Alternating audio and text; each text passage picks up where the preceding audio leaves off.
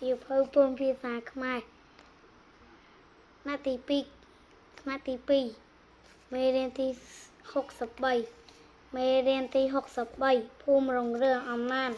ភូមិខ្ញុំស្ថិតនៅតំបន់ជនបទតែសប្បុរសប្បាយ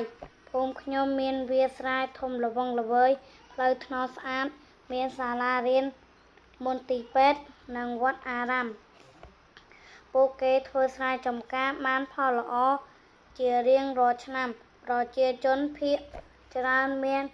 ជីវភាពសមរម្យនៅតាមគេហដ្ឋាននីមួយសិតតែមានបង្គន់អនាម័យពួកគេចេះសាមគ្គីស្រឡាញ់គ្នានិងជួយធុរៈគ្នា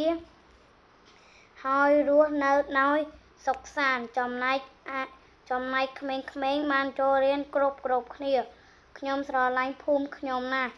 ហេតុដូច្នេះហើយបានជាភូមិ